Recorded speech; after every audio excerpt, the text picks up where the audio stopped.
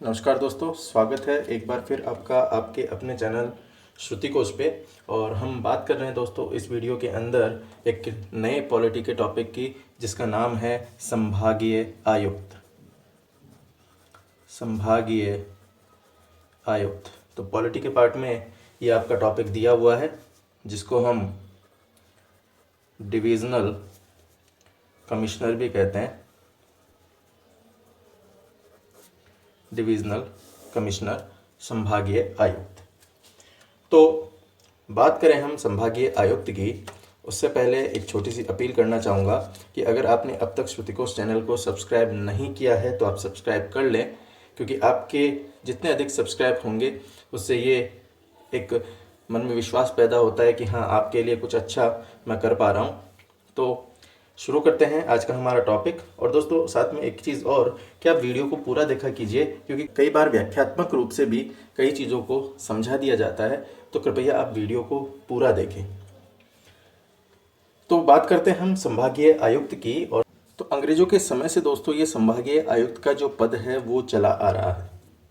अगर हम बात करें भारत में, तो भारत में सर्वप्रथम 1829 में जिला कलेक्टर जो थे, जिला कलेक्टर्स के कार्यों पर नियंत्रण तथा पर्यवेक्षण के लिए संभागीय आयुक्त का पद सृजित किया गया था।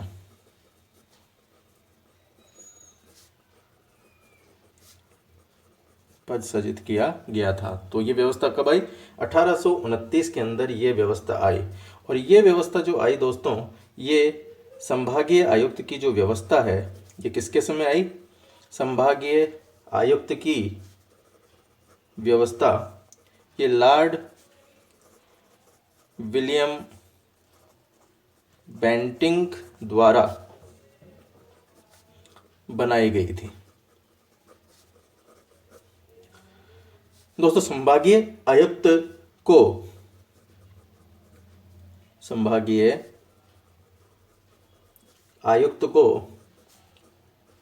राजस्व मंडल जो था उसके प्रति उत्तरदायी बनाया गया था।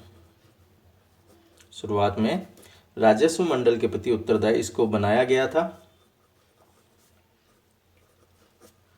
और जो कमिश्नर प्रणाली थी, वो कमिश्नर प्रणाली जो है वो जिला प्रशासन, जैसे कि जो बड़े बड़े राज्य थे, वहाँ पे बड़े राज्यों में समन्वय, नियंत्रण, पर्यवेक्षण आदि के लिए एक प्रशासकीय संरचना जो है वो उसका निर्माण किया गया।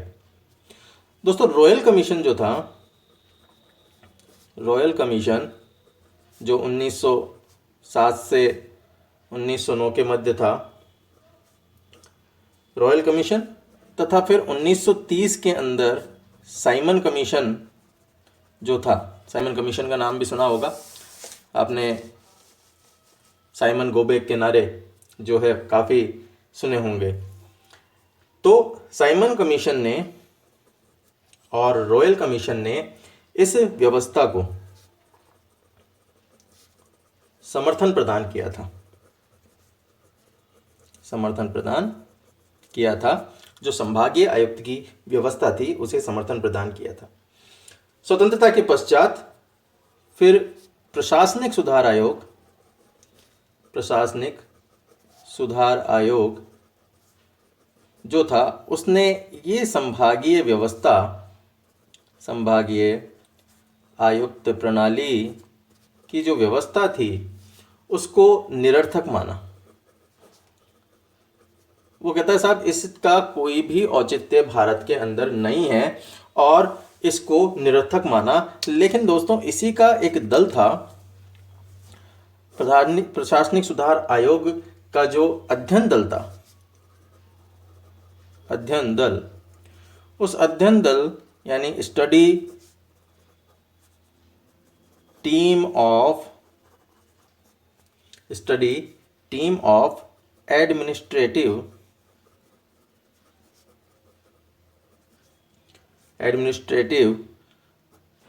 रिफॉर्म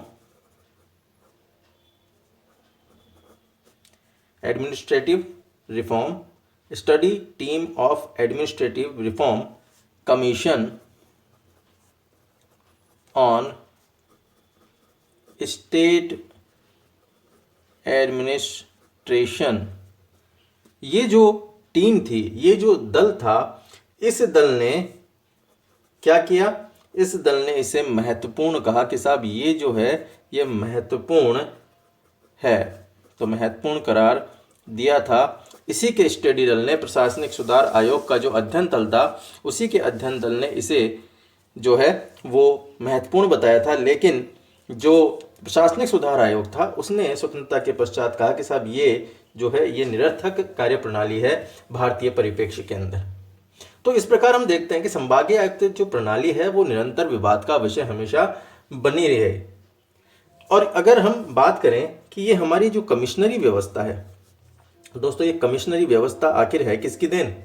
कमिश्नरी व्यवस्था जो है ये ब्रिटिश शासन की देन है, क्योंकि ब्रिटिश शासन ही तो था हमारा। 1829 में किसका शासन था? ब्रिटिश शासन था।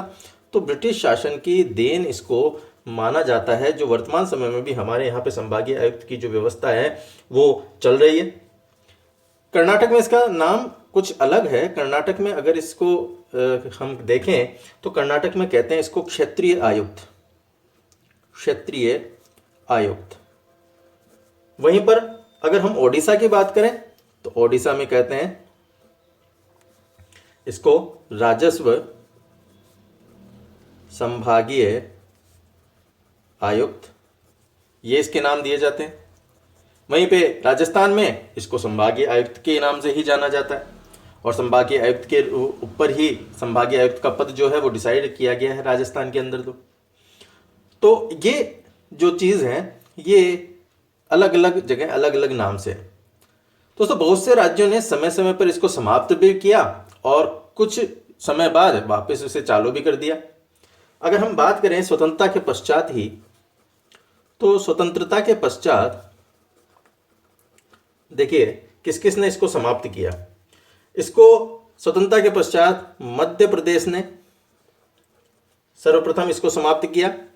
उसके बाद मध्य प्रदेश ने कब किया? इसको 1948 में समाप्त कर दिया। उसके बाद इसके देखे देख महाराष्ट्र ने भी समाप्त कर दिया। महाराष्ट्र ने कब समाप्त किया? 1950 में समाप्त कर दिया। उसके बाद गुजरात ने इसको समाप्त कर दिया, और गुजरात ने 1964 में इसको समाप्त कर दिया। तो समय समय पर इसको समाप्त कर दिया। हालांकि मध्य प्रदेश ने इसको 1956 में पुनः शुरू कर दिया, और 1950 में जो महाराष्ट्र ने इसको समाप्त किया था वो पुनः शुरू कर दिया। इसको पुनः शुरू कर दिया इन्होंने। महाराष्ट्र ने कब किया? महाराष्ट्र ने 1558 में कर दिया इसको, 1958 में कर दिया। 1958 में इसको पुनः शुरू कर दिया। तो इस प्रकार ऐसी ही जो परिणति थी वो असम के साथ और राजस्थान के साथ भी हुई। राजस्थान की बात कर ले थोड़ा सा, राजस्थान में किस प्रकार ये मामला चला। तो दोस्तों राजस्थान के अंदर सबसे पहले अगर हम बात करें तो 1949 में राजस्थान में 25 जिले जो है वो बनाए गए। 25 जिले बनाए गए राजस्थान में, और जो 5 संभाग में बांट दिए गए। तो 5 संभाग कौन कौन से? जयपुर, जोधपुर, उदयपुर, बीकानेर और कोटा में विभाजित थे। ये 5 जो संभाग थे उन्हीं के अंदर ये 25 जिले जो थे वो विभाजित थे, जो बनाए गए थे। अब बात आई राज्य पुनर्गठन आयोग की। जब 1956 के अंदर राज्य पुनर्गठन आयोग की सिफारिश जो थी वो सिफारिश को मान लिया गया, तो 1 नवंबर 1956 को राज्य का पुनर्गठन हुआ, और पुनर्गठन होने पर क्या हुआ? आपका जो अजमेर था वो अजमेर और मेरवाड़ा, अजमेर मेरवाड़ा के नाम से ये जाना जाता था। ये केंद्र शासित प्रदेश था उस समय अंग्रेजों का। तो अजमेर मेरवाड़ा जो क्षेत्र है वो क्षेत्र भी किसमें मिला लिया गया, राजस्थान के अंदर मिला दिया गया, राजस्थान में मिला दिया गया। अब दोस्तों 1 नवंबर 1956 को जब पुनर्गठन के आधार पर अजमेर मेरवाड़ा को मिला दिया गया राजस्थान में, और अजमेर को क्या बना दिया गया, अजमेर जो है वो राजस्थान का क्या बन गया, 26वां जिला बन गया, 26वां जिला। यहाँ पे 2-3 प्रश्न आप देख रहे हैं कि राज्य पुनर्गठन आयोग के आधार पर राज्य का पुनर्गठन कब हुआ, 1 नवंबर 1956 को। ये अंतिम पुनर्गठन जो था इसका कर दिया गया और अजमेर को 26वां जिला बना दिया गया। तो प्रश्न बनता है कि 26वां जिला कौन बना था, अजमेर बना था। 1 नवंबर 1956 को ये अजमेर जो है शामिल कर लिया गया था राजस्थान में। ठीक है दोस्तों, अब व्यवस्था कुछ और चली। व्यवस्था क्या चली कि अब बात आई संभागीय आयुक्त की। संभागीय आयुक्त का जो पद था दोस्तों, संभागीय आयुक्त जिसकी हम बात कर रहे हैं, संभागीय आयुक्त की ये व्यवस्था मोहनलाल सुखाड़िया सरकार को रास नहीं आई और 1962 में सुखाड़िया जी की सरकार जो थी, सुखाड़िया जी की सरकार ने इसे समाप्त कर दिया, समाप्त कर दिया। सुखाड़िया जी की सरकार ने इस संभागीय आयुक्त को समाप्त कर दिया, लेकिन ज़्यादा समय तक ये समाप्त नहीं रह सकी। और कब चालू किया गया इसे दोस्तों, इसके बाद बारी आई 1987 में हरिदेव जोशी सरकार की। 26 जनवरी 1987 को हरिदेव जोशी सरकार ने राज्य को 6 संभाग में बांट दिया, जयपुर, अजमेर, जोधपुर, उदयपुर, कोटा, बीकानेर। इनमें बांटकर संभागीय व्यवस्था को पुनः प्रारंभ कर दिया। तो सुखाड़िया सरकार ने 1962 में इसे खत्म किया और हरदेव जोशी सरकार ने 1987 में इन्हें पुनः चालू कर दिया और जो पहले 5 संभाग हुआ करते थे उन्हीं को 6 संभागों के अंदर ये व्यवस्था वापस चालू कर दी गई। इसके बाद दोस्तों संभागीय आयुक्त की ये जो व्यवस्था 1987 में चालू कर दी गई, उसके बाद 1987 में ही दोस्तों धौलपुर नए जिले के रूप में बनाया गया। यानी यूं कहें कि एकीकरण होने के बाद में, एकीकरण होने के पश्चात जो सर्वप्रथम जिला बना वो धौलपुर बना और ये धौलपुर जिला बना 1987 में। 1987 में धौलपुर को 27वें जिले के रूप में स्थापित किया गया। उसके बाद फिर 12, दौसा और राजसमंद, 12, दौसा और राजसमंद ये 3 जिले आए अस्तित्व में 10 अप्रैल 1991 को और ये 28, 29 और 30वां जिला बना। 28, 29 और 30वें जिले के रूप में आए कौन, 12, दौसा और राजसमंद। इसके बाद और कुछ जिलों का निर्माण हुआ, 30 तक आ गए।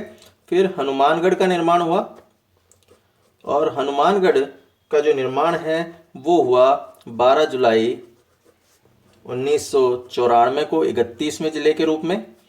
और फिर करौली का निर्माण हुआ और करौली का निर्माण हुआ 1997 में, 19 जुलाई 1997 को ये 32वें जिले के रूप में आया। और फिर प्रतापगढ़ जो 33वां जिला बना 2008 में, 33वां जिला प्रतापगढ़ को बनाया गया 26 जनवरी 2008 को। इस प्रकार ये जो ज़िले थे वर्तमान में 33 ज़िले हैं। दोस्तों एक क्रम यहाँ पे मैं आपको बता देता हूँ, हालांकि राजस्थान भूगोल की कक्षा के अंदर मैं संभाग को लूँगा तो वहाँ पर मैं ये बताऊँगा, लेकिन यहाँ पे मैं आपको बता देता हूँ कि ये मान लीजिए जो धौलपुर, बारां, दौसा, राजसमंद, हनुमानगढ़, करौली, प्रतापगढ़ हैं, इनको याद कैसे करें कि सब 27-28, क्योंकि आपको ये पता है एकीकरण के समय कितने जिले, एकीकरण के समय 26 जिले थे। ठीक है, पूर्ण एकीकरण हुआ जब, तो पूर्ण एकीकरण के समय 26 जिले थे, उसके बाद 27 से लेकर 33 जिले और आ गए। तो कई बार प्रश्न ये पूछ लिया जाता है कि 28वां जिला कौन सा बना, या 31वां जिला कौन सा बना, या 30वां जिला कौन सा बना, तो इसको कैसे क्रम को याद किया जाए। तो क्रम को याद करने के लिए दोस्तों आप एक ट्रिक के माध्यम से इस क्रम को याद कर सकते हैं, और ये ट्रिक क्या है, ये है धोबा, दौरा, हक, प्रताप। धोबा, दौरा, अक, प्रताप, इसके माध्यम से आप याद कर सकते हैं इन जिलों को। देखिए, धो से क्या धौलपुर, बा से क्या बारां, दौ से क्या दौसा, रा से क्या राजसमंद, है से क्या हनुमानगढ़, कैसे करौली, प्रतापगढ़ प्रतापगढ़।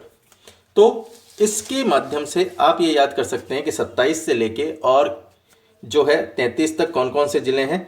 तो आपको यहाँ बता देता हूँ, 27वां जो ज़िला है वो क्या है, इसके माध्यम से धौलपुर,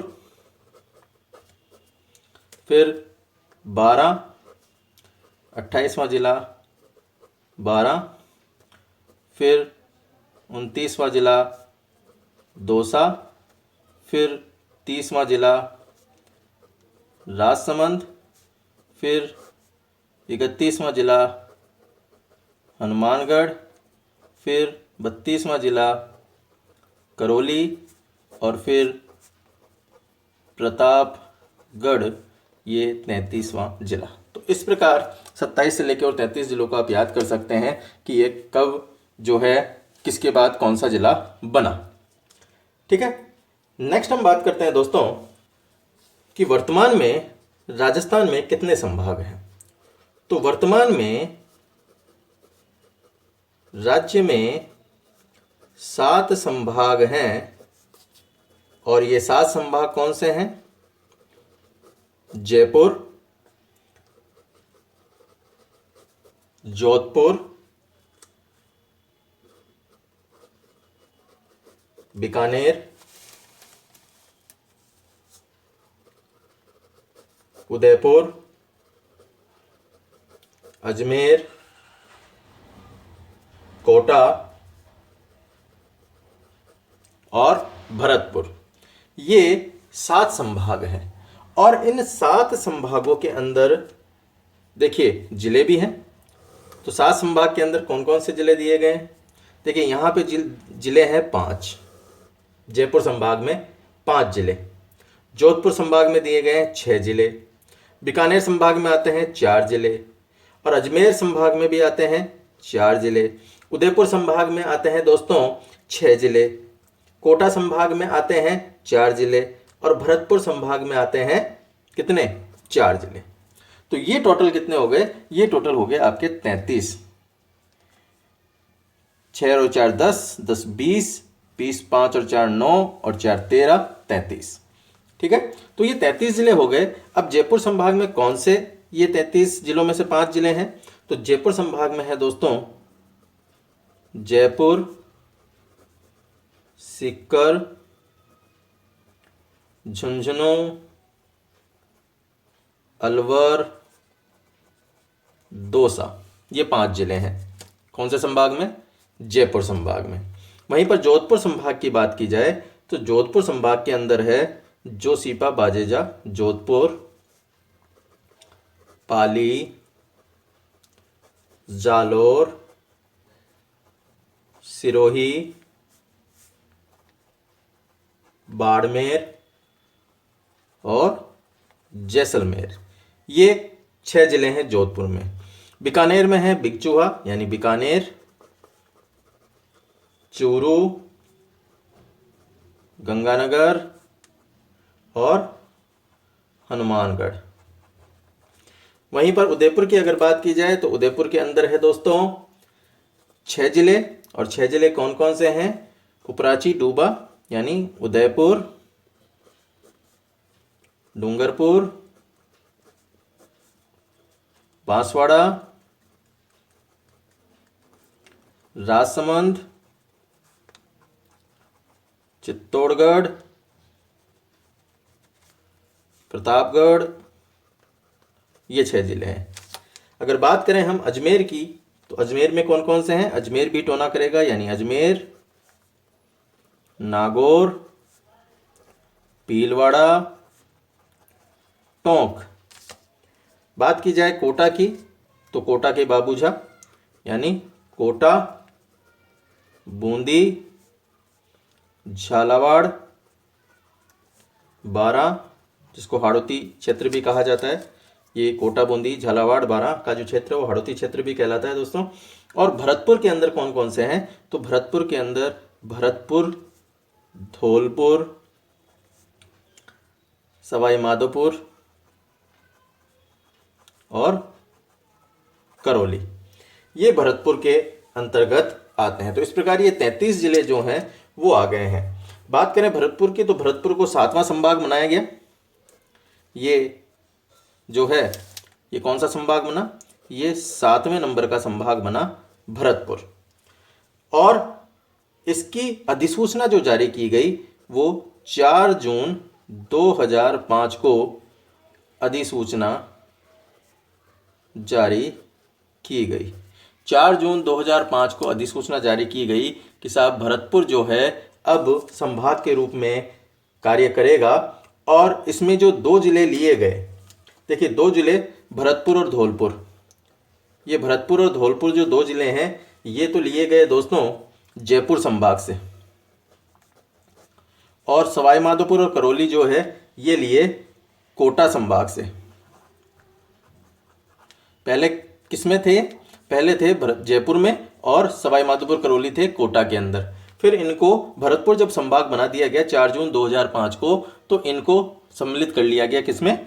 भरतपुर संभाग के अंदर। ठीक है। अब जब ये संभाग बना दिए गए तो संभाग का प्रशासनिक मुखिया कौन? तो दोस्तों संभाग स्तर पर प्रशासन तंत्र का मुखिया कौन होता है? प्रशासन तंत्र का मुखिया होता है दोस्तों संभागीय आयुक्त, जिसकी हम बात कर रहे हैं, संभागीय आयुक्त। तो संभागीय आयुक्त जो है इस प्रशासन का सर्वे सर्वा होता है, जिसके अंतर्गत पूरा ये संभाग जो है वो आता है।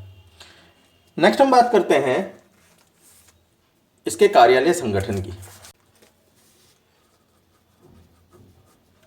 कार्यालय संगठन, तो कार्यालय संगठन किस प्रकार बना हुआ है? देखिए कार्यालय कहाँ होता है? कार्यालय होता है संबंधित संभाग के नगर में। जो संबंधित संभाग होता है, जैसे जयपुर है तो जयपुर संभाग जो है उस जयपुर संभाग के अंदर यानी जयपुर के अंदर इसका कार्यालय होगा। और ये जो कार्यालय है ये कार्यालय किस रूप में होगा? सबसे ऊपर होगा संभागीय आयुक्त, ये आईएएस कैडर का अधिकारी होगा एक। उसके बाद इसकी सहायता के लिए अतिरिक्त संभागीय आयुक्त की व्यवस्था भी रखी जाती है, जो कि हम राजस्थान की बात कर रहे हैं तो आरएएस लेवल का अधिकारी होगा।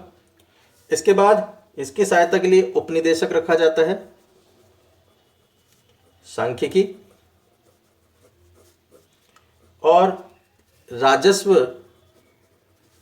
लेखा निरीक्षक रखा जाता है।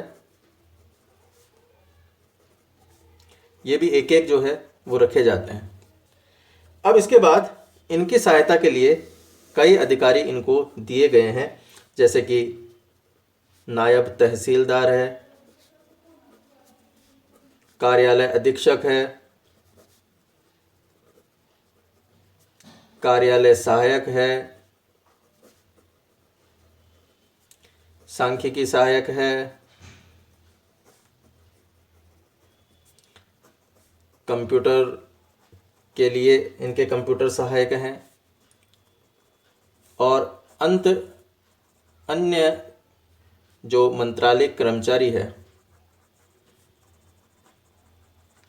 वो इनको दिए गए हैं। तो इस प्रकार ये संभागीय आयुक्त की जो है वो व्यवस्था होती है। और इनका प्रमुख जो कार्य आया वो क्या आया, जिला प्रशासन पर नियंत्रण व समन्वय। मेन काम तो क्या हो गया इनका, जिला प्रशासन पर नियंत्रण व समन्वय रखने का जो काम है वो मुख्य रूप से हो गया।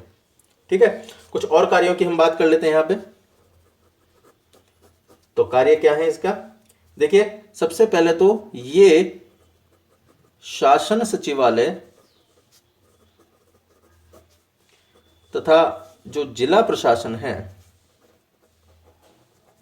शासन सचिवालय और जिला प्रशासन के मध्य एक समन्वयकारी और नियंत्रणकारी तथा व्यवहारिक कड़ी के रूप में कार्य करता है।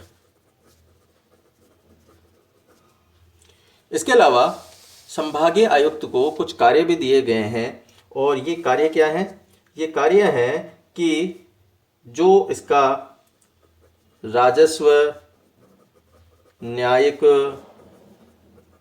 प्रशासनिक तथा नियंत्रणकारी शक्तियां इसको दी गई है। और इन शक्तियों में क्या है, इन शक्तियों में है नियंत्रण एवं प्रबंधन, इसमें है पर्यवेक्षण एवं समन्वय का काम, इसमें है विकास एवं कल्याण से जुड़े हुए काम, इसमें है प्रशासनिक कार्य, यानी इस पूरे संभाग के अंदर इन कार्यों की जिम्मेदारी किसकी है, संभागीय आयुक्त की है, जो अपने अधीनस्थ कर्मचारियों से ये कार्य करवाएगा। और न्यायिक कार्य, ये कार्य जो है संभागीय आयुक्त को प्रदान किए गए हैं, ये शक्तियां प्रदान की गई है कि इन कार्यों, इन शक्तियों के आधार पर अपने कार्यों को करवाए। अब बात कर लेते हैं थोड़ा सा कि वर्तमान में जो 7 संभाग हैं हमारे, उन 7 संभागों में संभागीय आयुक्त के पद पर कौन है। संभागीय आयुक्त वर्तमान में, देखिए वर्तमान में संभागीय आयुक्त कौन है। अगर हम बात करें जयपुर की, तो जयपुर के अंदर डॉक्टर समित शर्मा है। और ये 29/11/2020 के आदेशानुसार ट्रांसफर लिस्ट निकली थी 29/11/2020 को, तो वहां पर डॉक्टर समित शर्मा को जयपुर का संभागीय आयुक्त बनाया गया। वहीं पर अगर बात करें जोधपुर की, तो जोधपुर का जो बनाया गया वो डॉक्टर राजेश शर्मा को संभागीय आयुक्त बनाया गया, और ये भी 29/11 को ही बने। तीसरी बात करें अगर अजमेर की, तो अजमेर के अंदर संभागीय आयुक्त जो है वो डॉक्टर वीना प्रधान हैं, और इन्हें 31/10/2020 को ऑर्डर के द्वारा अजमेर के अंदर संभागीय आयुक्त बनाया गया। फिर बात करते हैं हम उदयपुर की, और उदयपुर में संभागीय आयुक्त के पद पर लगाया गया श्री पी रमेश को, और पी रमेश जो है वो 5/10/2020 के आदेशानुसार संभागीय आयुक्त का पद इन्होंने संभाला। फिर बात करें अगर कोटा की, तो कोटा के ऊपर जो हैं कैलाश चंद मीणा जी, ये कैलाश चंद मीणा जी कोटा के संभागीय आयुक्त बने, जो 30 अप्रैल 2020 को आदेशानुसार बने। और फिर हम बात करें अगर बीकानेर की, तो बीकानेर के अंदर नारायण लाल मीणा जी को संभागीय आयुक्त बनाया गया, जो कि 9 फरवरी 2020 के ऑर्डर से बने। और वहीं पे बात करें अगर भरतपुर की, तो भरतपुर के अंदर डॉक्टर चंद्रशेखर लूथा ये बने, और डॉक्टर चंद्रशेखर लूथा जो हैं वो बने दोस्तों 3 जनवरी 2019 के आदेशानुसार। तो इस प्रकार ये संभागीय आयुक्त जो है वर्तमान में मौजूद हैं राजस्थान के अंदर। तो ये थी दोस्तों संभागीय व्यवस्था। आशा है आपको वीडियो पसंद आया होगा। धन्यवाद दोस्तों, आपका दिन शुभ हो।